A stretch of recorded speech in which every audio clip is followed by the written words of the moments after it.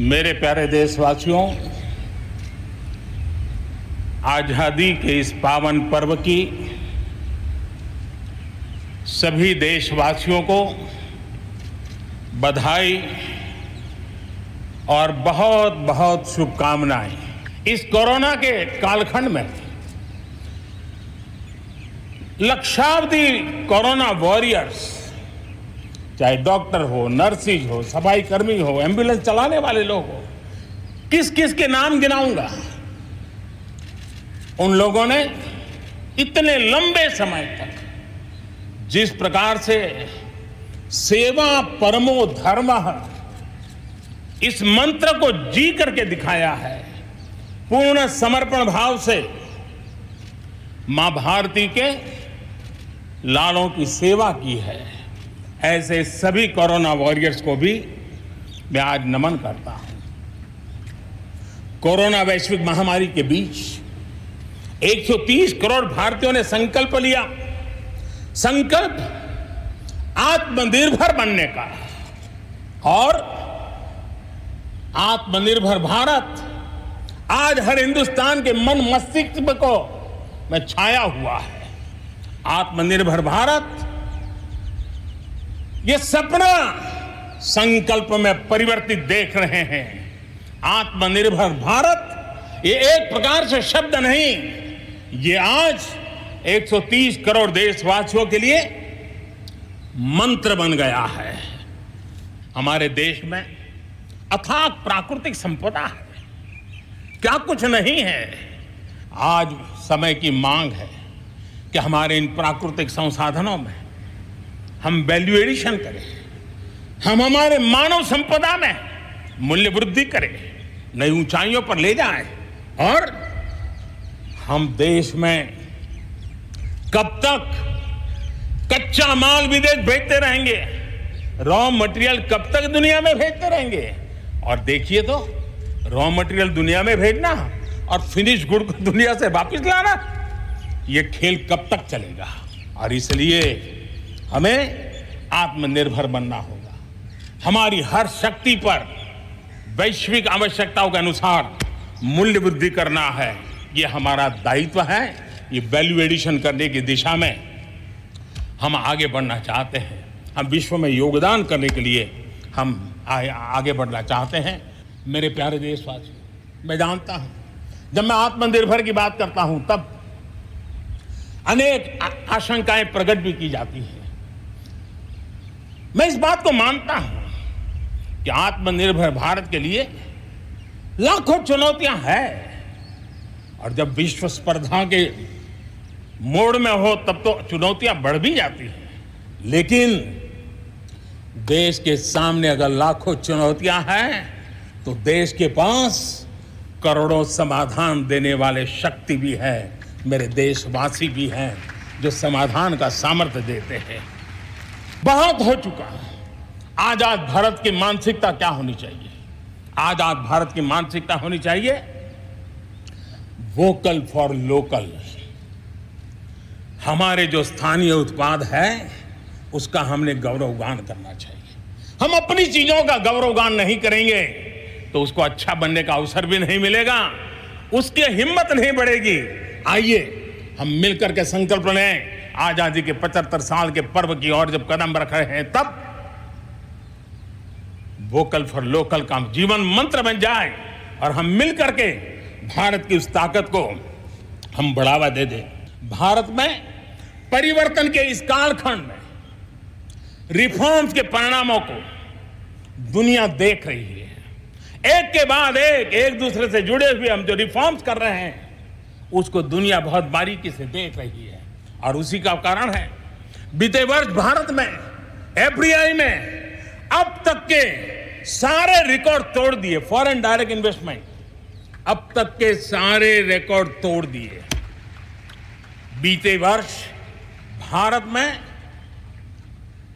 FDI में 18% की वृद्धि हुई है, बढ़ोतरी हुई है। और इसलिए कोरोना काल में भी दुनिया की बड़ी बड़ी कंपनियां भारत की ओर रुख ले रही हैं। देशवासियों के जीवन को देश की अर्थव्यवस्था को कोरोना के प्रभाव से जल्दी से जल्दी बाहर निकालना आज हमारी प्राथमिकता है। इसमें अहम भूमिका रहेगी नेशनल इंफ्रास्ट्रक्चर पाइपलाइन प्रोजेक्ट की। इस पर 110 लाख करोड़ उससे भी ज्यादा खर्च किए जाएंगे।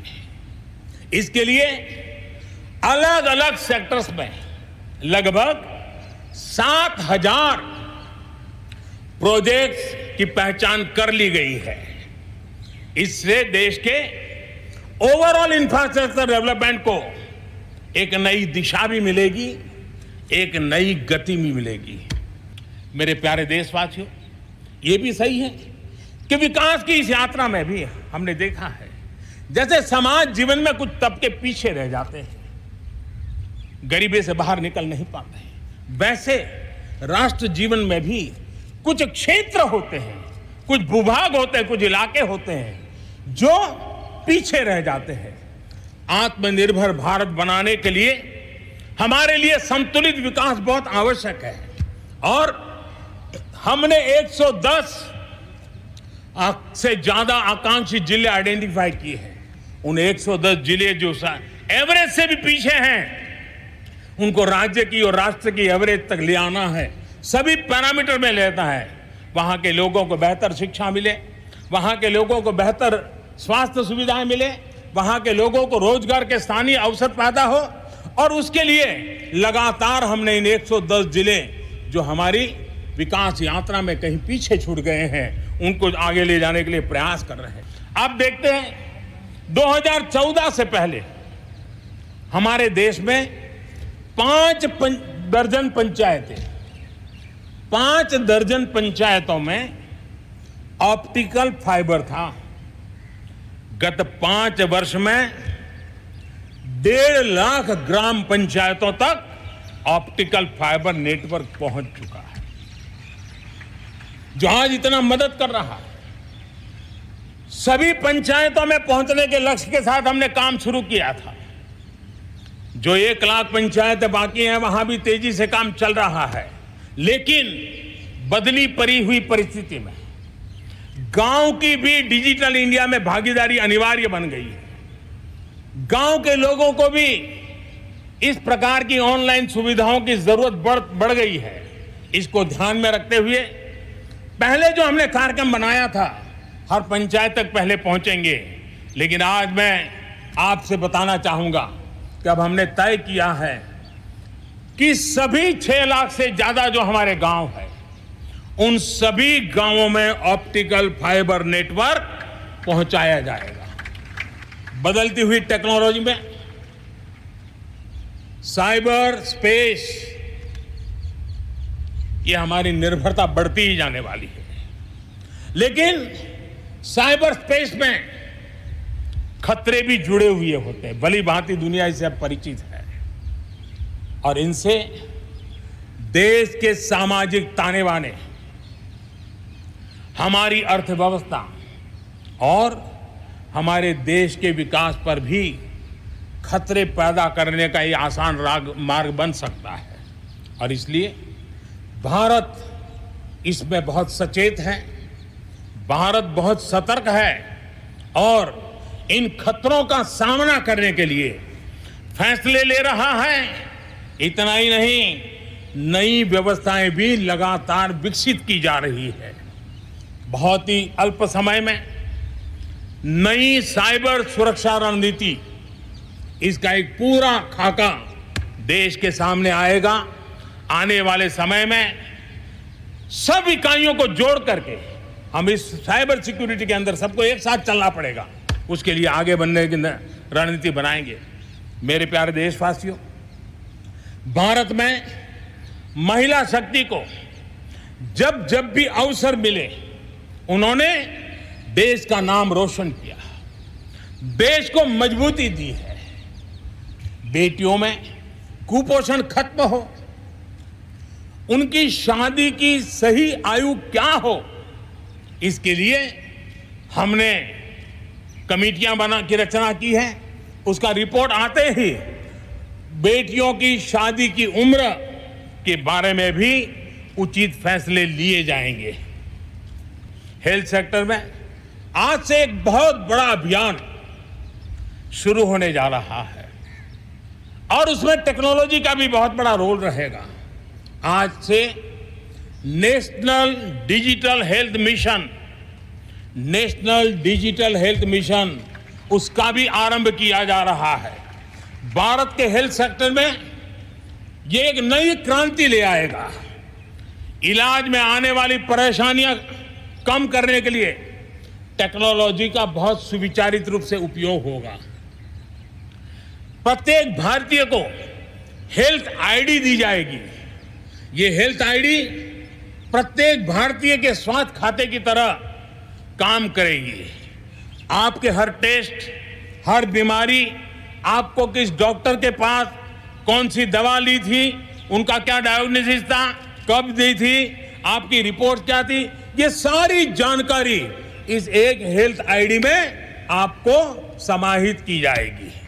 डॉक्टर से अपॉइंटमेंट हो, पैसा जमा करना हो, अस्पताल में पर्ची बनवाने की भागदौड़ हो, तमाम दिक्कतें नेशनल डिजिटल हेल्थ मिशन के माध्यम से अनेक मुसीबतों से मुक्ति मिलेगी और उत्तम स्वास्थ्य के लिए हमारा कोई भी नागरिक सही फैसले कर पाएगा। ये व्यवस्था उससे होने वाली है।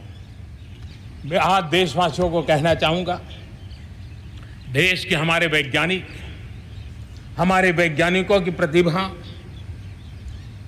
एक ऋषि मुनि की तरह लेबोरेटरी में जी जान से जुटे हुए अखंड एक निष्ठ तपस्या कर रहे हैं, बड़ी कड़ी मेहनत कर रहे हैं और भारत में एक नहीं, दो नहीं,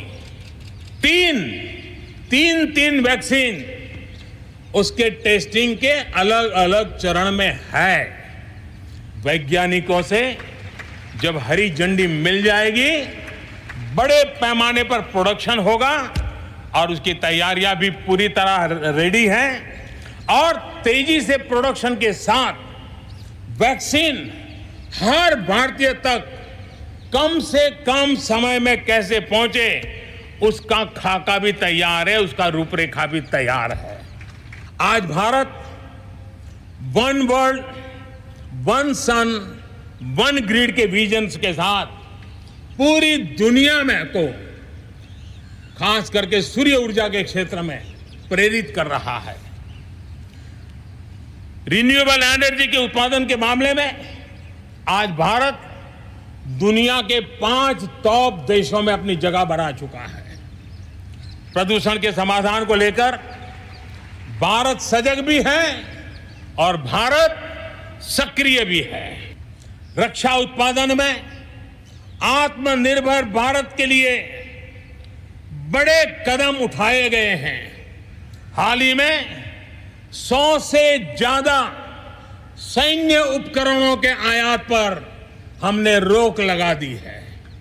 मिसाइलों से लेकर के हल्के युद्धक हेलीकॉप्टरों तक, असॉल्ट राइफल से लेकर ट्रांसपोर्ट एयरक्राफ्ट तक सभी मेक इन इंडिया हो गए। अपना तेजस भी अपनी तेजी और अपनी ताकत दिखाने के लिए आधुनिक जरूरतों के हिसाब से तैयार हो रहा है। आपने देखा होगा पिछले सप्ताह 5 दिन पहले अंडमान निकोबार में submarine optical fibre cable project का लोकार्पण हुआ। अंडमान निकोबार को भी चेन्नई और दिल्ली जैसी इंटरनेट सुविधा अब उपलब्ध होगी। अब हम आगे लक्षद्वीप को भी इसी तरह जोड़ने के लिए काम को आगे बढ़ाने वाले हैं। अगले 1000 दिन में लक्षद्वीप को भी तेज इंटरनेट की सुविधा से जोड़ने का हमने लक्ष्य रखा है।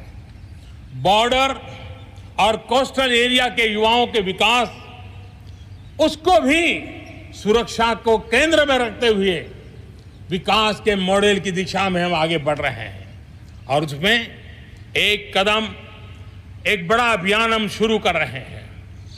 हमारे जो बॉर्डर इलाके हैं, हमारे जो कोस्टल इलाके हैं, वहां के करीब 173 डिस्ट्रिक्ट हैं जो किसी न किसी देश की सीमा या समुद्री तट से जुड़े हुए हैं। आने वाले दिनों में एनसीसी का विस्तार उन बॉर्डर डिस्ट्रिक्ट के नौजवानों के लिए किया जाएगा। बॉर्डर और कोस्टल एरिया को आपदाओं से निपटने के लिए एक ट्रेन्ड मैन पावर मिलेगा। युवाओं को आर्म फोर्सेस में कैरियर बनाने के लिए जरूरी स्किल भी मिलेगी। 21वीं सदी का ये तीसरा दशक हमारे सपनों को पूरा करने का दशक होना चाहिए। कोरोना बड़ी विपत्ति है, लेकिन इतनी बड़ी नहीं कि आत्मनिर्भर भारत की विजय यात्रा को वो रोक पाए।